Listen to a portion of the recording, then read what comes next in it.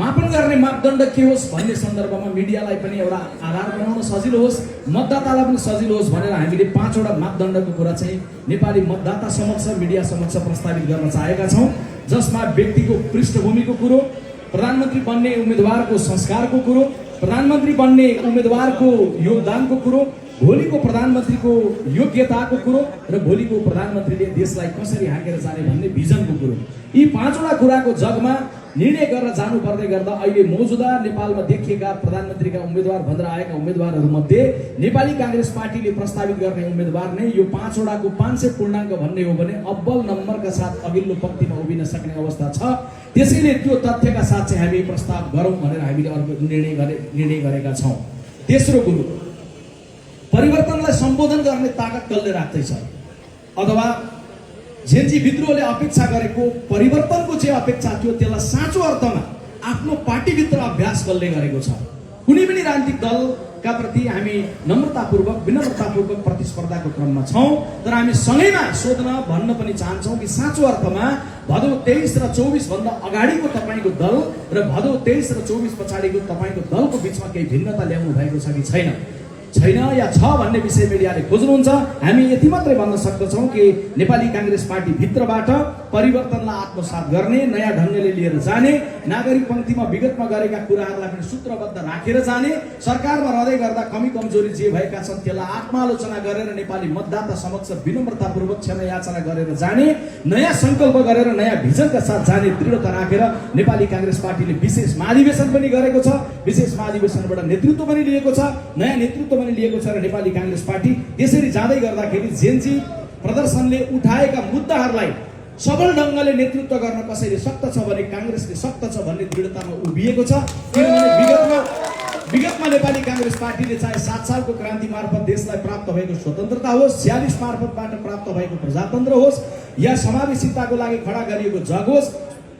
द्वन्द्वबाट शान्तिमा लगेर रूपान्तरण गरेको अवस्था होस्, संविधान विहीनताबाट संविधानमा पुर्याएको अवस्था होस्, या एकात्मक राज्य प्रणालीबाट गणतन्त्रमा पुर्याएको अवस्था होस्, यी प्रत्येक मोडमा नेपाली कांग्रेस पार्टीले नेतृत्व गरेको छ र संघीयतामा पुर्याउने सन्दर्भमा पनि तात्कालीन नेपाली कांग्रेस प्रजातान्त्रिकले उठाएका चाहिँ मुद्दाहरू, पछिल्लो समय मधेस आन्दोलनले केन्द्रीय भागमा ल्याएको मुद्दालाई अन्ततः संविधानमा अंकित गर्ने, संविधानमा कार्यान्वयन गराउने र निर्वाचन मार्फतबाट त्यसलाई कार्यान्वयनमा लिएर जाने कर्म नेपाली कांग्रेसले गरेको हुँदा परिवर्तित समय बमोजिमको नेपालको नवयुवाहरूले जेनजी प्रदर्शन मार्फतबाट उठाएको यो देशमा सुशासन स्थापित हुनुपर्छ भन्ने जबरजस्त ढंगले उठाएको मुद्दालाई पनि नेपाली कांग्रेस पार्टीले नेतृत्व गर्न सक्दछ र हाम्रो प्रधानमन्त्रीको उम्मेदवारले त्यसलाई सबल ढंगले नेतृत्व गर्न सक्नुहुन्छ भन्ने विश्वासका साथ हामीले प्रधानमन्त्रीको उम्मेदवारको बारेमा निर्णय गरेका छौं। चौथो कुरो, प्रधानमन्त्रीको उम्मेदवार भन्दै गर्दाखेरि स्वाभाविक छ तपाई हामी कसैले कहीं न कहीं कुनै न कुनै रूपमा विद्रोही छविको पनि खोजी गरौँला। हाम्रो उम्मेदवार हामीले विद्रोही छवि भएको उम्मेदवारका रूपमा पनि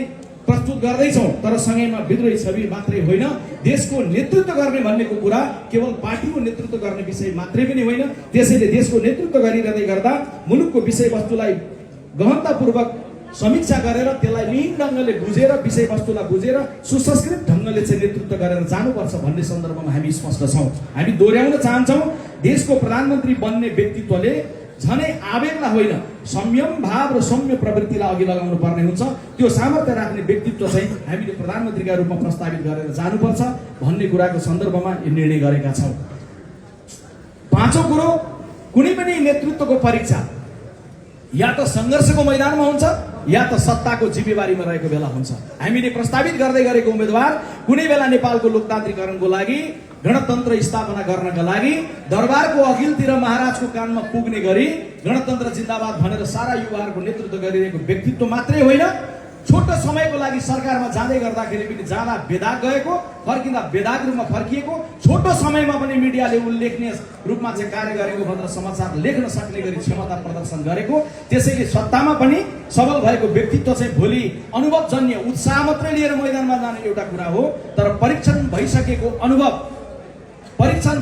क्षमतालाई साथ चाहिँ देशको प्रधानमन्त्री बनेर जाने भन्ने कुरो अर्को विषय हो। त्यसकारणले त्यही बमोजिमको हामीले प्रधानमन्त्रीको उम्मेदवार चयन गरेका छौं। छैठौं कुरो, यो देशको भूगोललाई चाहे कर्णालीको भूगोल होस्, चाहे मधेसको भूगोललाई होस्, चाहे यो जाति होस्, त्यो जाति त्यो समुदाय होस्, यसलाई समग्रतामा बुझेको देश भन्दै गर्दाखेरि देशको भूगोललाई पनि र नागरिकको भावनालाई पनि संमिश्रण गरेर जान सक्ने व्यक्तित्व होस्। चाहे नेपालको सन्दर्भको, मधेसीको सन्दर्भ होस्, महिलाको सन्दर्भ होस्, आदिवासी जनजातिको विषय होस्, थारूको विषय होस्, दलित समुदायको विषय होस्, अल्पसंख्यकको विषय होस्, नयाँ दृष्टि र नयाँ सृष्टिका साथ चाहिँ जान सक्ने सोच राखेको व्यक्तित्व, सँगैमा एउटा टिम स्पिरिटका साथ चाहिँ राम्रोसँग कमान्ड गरेर जान सक्ने व्यक्तित्वलाई हामीले प्रधानमन्त्रीको उम्मेदवारको रूपमा अगाडि सारेका छौँ। यति भनिसकेपछि 7औं बुँदामा म स्पष्ट गर्न चाहन्छु, नेपाली कांग्रेस पार्टीले यो देशको सबैभन्दा बढी जनसङ्ख्या भएको भूगोल मधेस,